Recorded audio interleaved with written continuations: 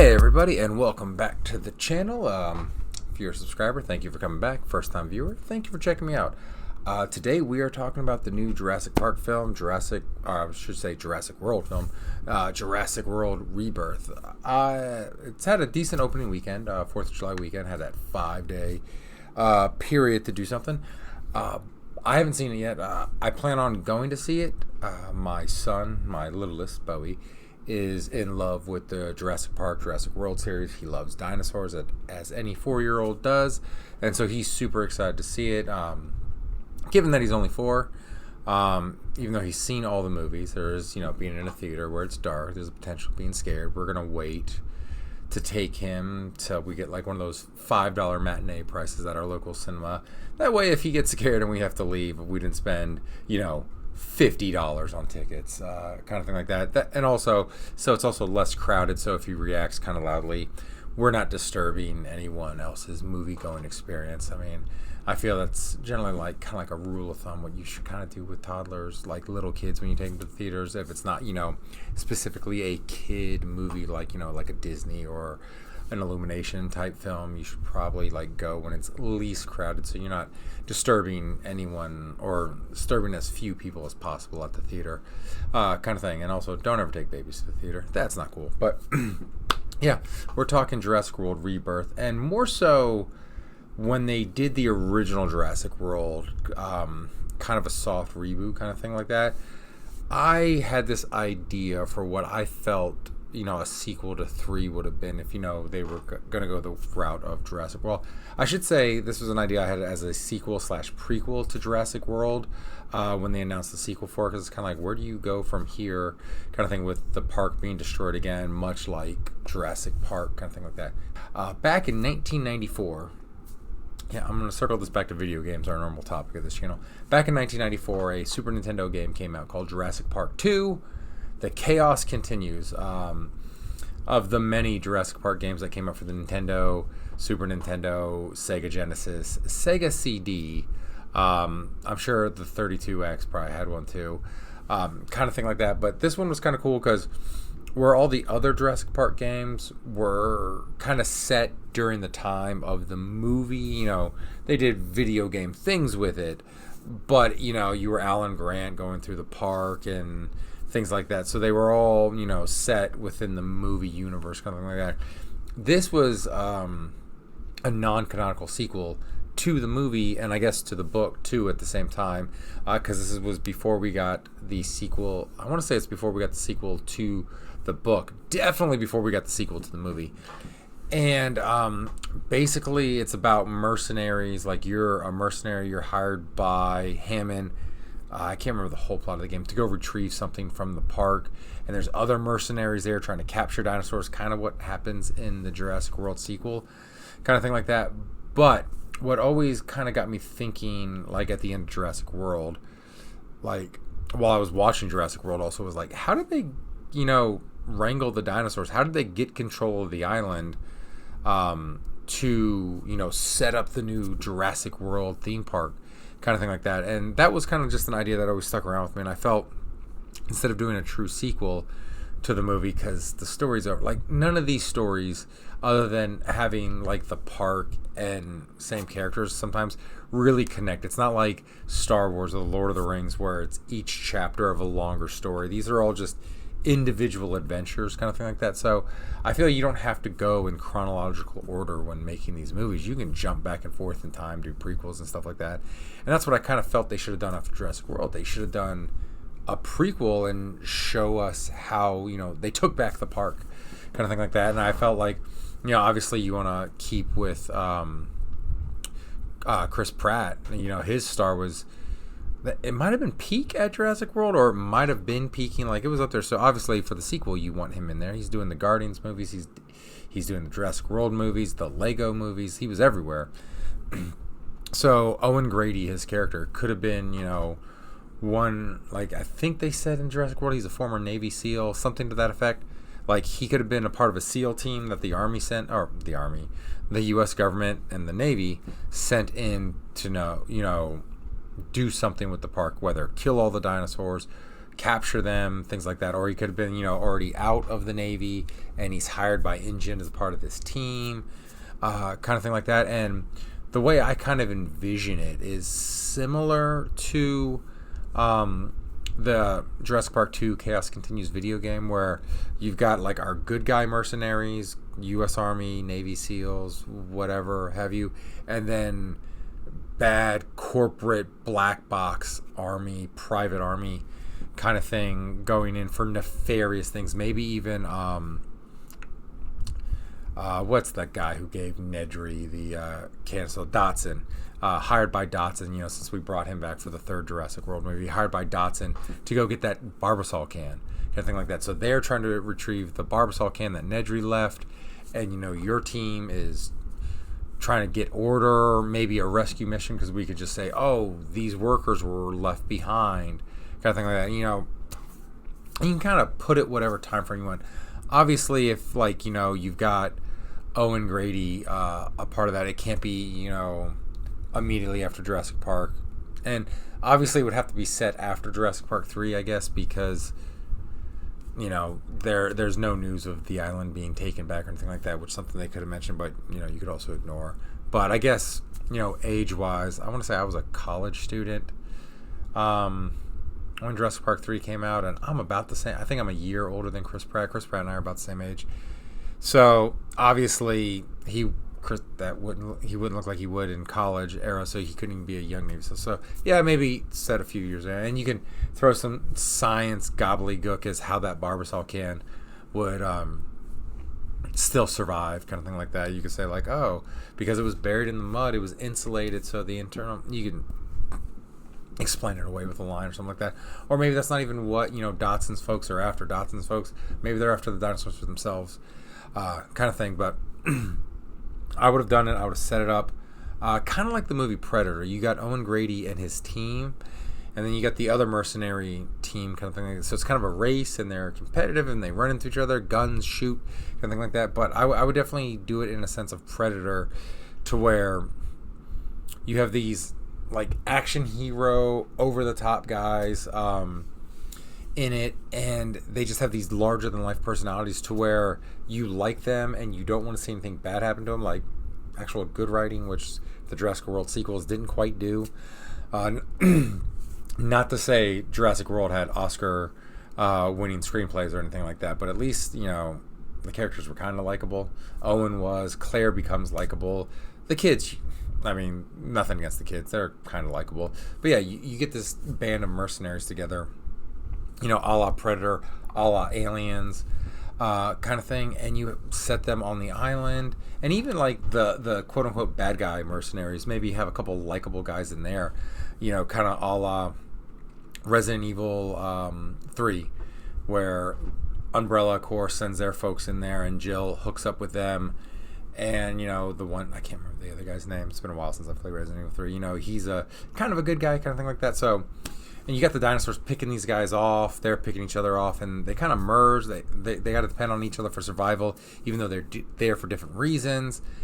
And they're getting picked off by dinosaurs and things like that, and it comes down to only a few survivors, and one of them might be a shady guy who then goes to do the shady thing to retrieve whatever Dotson wants from the island. And he meets with the T-Rex, with Rexy at the end, and he gets his and eaten and stuff like that. And in the end, Owen and his team are able to get the security system or what have you in the park operated, so the dinosaurs are kind of confined. And then InGen comes in, with all their tech and things like that, and they start rounding up the dinosaurs and make, you can have like a little post-credit like thing or montage showing like temporary pens being set up for them. And that's just kind of how the story of Jurassic World comes to be, because we know they've got original dinosaurs there because Rexy's there.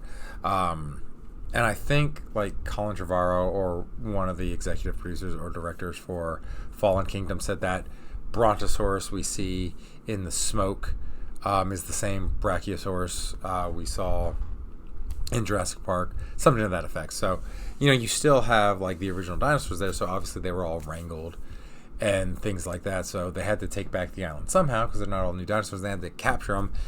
And probably the hardest one to capture would have been, you know, like the T-Rex. And then also you could hit those member berry kind of things like that. Go to the kitchen and things like that, and like raptors, and you could do all those kind of things. But you know, it could also be a fun action flick, and just like a balls to the wall action flick kind of thing like that. Where, and even like you could have like almost like a cowardly member of the team, and when they're like surrounded by raptors, you can have them yell out, "Game over, man, game over!" Just a throwback to Aliens. One of the inspirations, or maybe have like a big badass on Grady's team where he gets like cut by a raptor or another dinosaur and he's bleeding. And someone's like, "Oh, you're bleeding, man." He's like, "I ain't got time to bleed." Like Jesse Ventura in Predator, and just kind of have these little like nods and homages to the action movies come forward and make like a real action movie for it, because people go to see these movies, good or bad, obviously, because they obviously made a sequel after, not whatever the sequel to Fallen Kingdom was, the worst of that. Well, I shouldn't even say the worst. Fallen Kingdom was so bad, I never saw the third Jurassic World movie.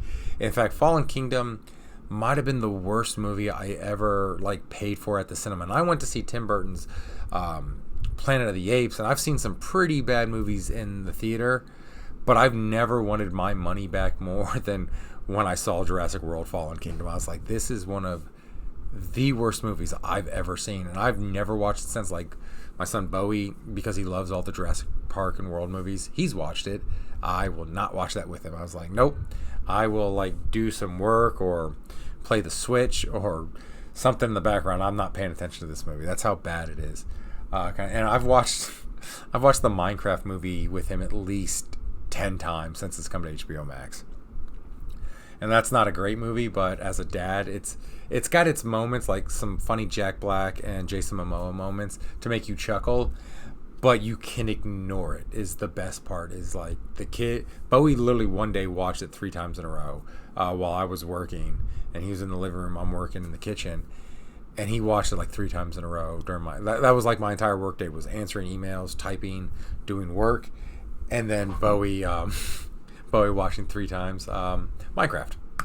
So yeah, sorry for the Minecraft detour, but back to the Jurassic Park talk for like the sequel. So yeah, as we go down that timeline, like as we go further and further down the timeline, we get diminishing returns because there's only so many stories we can tell. And for me, at least, I'm not going to speak for everybody, but I think the most interesting story to tell now in that Jurassic Park, Jurassic World universe is how we went from Isla Nublar being just overrun by dinosaurs in a torn down park to, you know, becoming Jurassic World, kind of thing like that. And again, if you frame it like an 80s action movie and you go full 80s action movie, not some like these kind of like modern, like soft 80s action, like soft action movies kind of thing like that, but like, and I'm not saying make it rated R, because obviously it's a Jurassic World movie, you want it to be PG-13 so you can get as many tickets sold as possible. But yeah, but like go full on action with it. Don't like, and just like make real characters, not caricatures, kind of thing like that. And I know I said like over the top characters, kind of like they were in Predator, but these were characters, like they were fully fleshed out, and you kind of, just from that helicopter ride to the jungle, you kind of knew who all these guys were, and you were rooting for them. And like the first time you watch it and they die, you're kind of like, oh man. And then on rewatches, I'm just thinking about certain characters that I really like. I'm just like, man, Billy's gonna die, and I don't want that to happen, kind of thing like that. So if you kind of did something like that with the series, you know, you took it back, and I don't know if you could get Chris Pratt back, which maybe why he's not in these new movies, because either they don't want him back or they can't get him back, whatever. He doesn't have to be a part of that now because we're so far removed from Jurassic World. We can get somebody else. Not The Rock, though. Anybody but Dwayne Johnson. No, Hollywood. I know you want to make him the next Arnold. You've been trying that for almost 30 years now. It's not going to work. He does have the charisma, but he's not Arnold, and I don't want to see him in a dress. I don't want to... Really, I'm a big WWE guy. I don't even want to see him in wrestling anymore. Just go away, Dwayne. Sorry.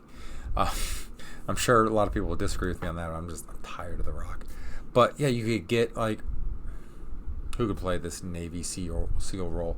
I mean, you get like a grizzly veteran type that could be played by like Gerard Butler, kind of thing like that. He hasn't done any cool action things in that. Or bring back Josh Hartnett. Josh Hartnett could be cool in that.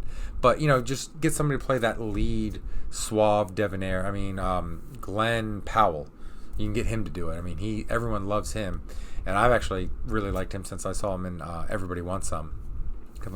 He could be the lead guy for this kind of thing. But you get like an action hero type guy to play the lead, and then you fill it out with, not necessarily, you don't have to get like A-lister guys to fill out the rest of the team, but you get personalities, like people who can chew the scenery, who can captivate. Like if they're the like Jesse Ventura in Predator probably has so little like actual screen time if you like count it, but man, does he make the most of that screen time.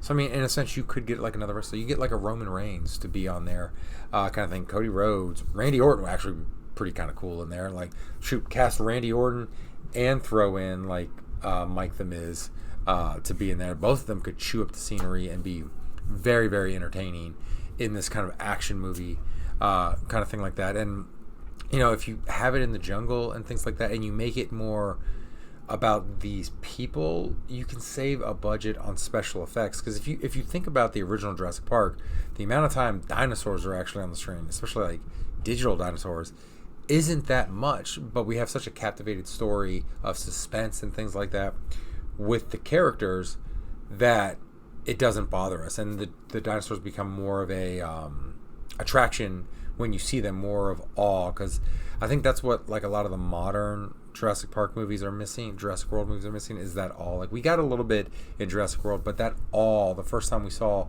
like Alan Grant, we saw the Brachiosaurus in Jurassic Park, we were in awe. The first time we see like the raptors, we don't actually see them, it's at the start of the movie and they're doing the breakout thing, we're terrified of them. We didn't even see them, we saw an eye and we're already terrified of the raptors. Things like that, you do that for this like prequel that I've made up, and I think you can get the audience back, and then you can kind of focus more on the people and write some good lines for them, make them actually in-depth characters, and then you've got a good movie on your hands, a fun movie. And like I said, like Predator, like Aliens, even like, you could even throw an Alien there. That had an eclectic cast of folks. They weren't action stars though. It wasn't an action movie, but you have that kind of mix of this eclectic group of folks, and you can have yourself a really good movie. Like look at the Fast movies. Like that's kind of what they are.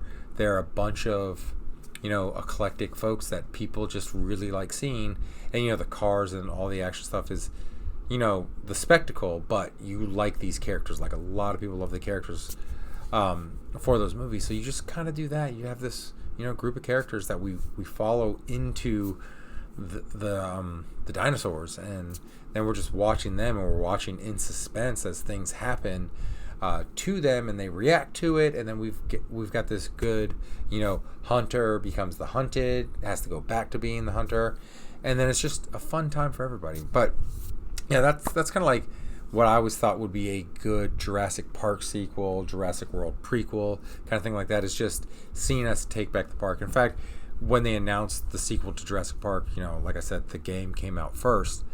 That's kind of what I thought it was going to be. I thought it was going to be them taking back the park, not going to a separate island, kind of thing like that. So that's my thought on what I would do if I was given the keys to the Jurassic Park kingdom, how I would take the series. Let me know your thoughts below. What did you think of my idea? Did you have some other ideas? Because I know there's a lot of Jurassic Park fans out there, and I know that was kind of like a fun rabbit hole I went down on years ago, down into a few years ago when Jurassic World was announced.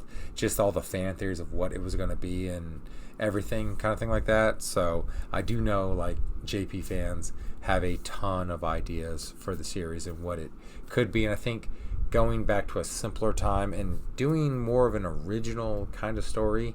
Well, I know like I said, a la Predator and Aliens, the concept's not original, but kind of new for Jurassic Park, because we're going in, we're capturing dinosaurs, we're getting the park back online, kind of thing like that. A very altruistic thing for our main characters, with like I said, sprinkle in a little bit of like competing mercenaries, a la Resident Evil 3, but then the two teams have got to team up for survival, and they're all pretty much on the same page, except for maybe like one guy who's shady and he's trying to complete the bad guy mission, kind of like that. I just think that'd be a fun movie to watch, see him capturing the dinosaurs and things like that. But what do you, like I said, what do you think? Let me know in the comments below. Don't forget to like and share this video.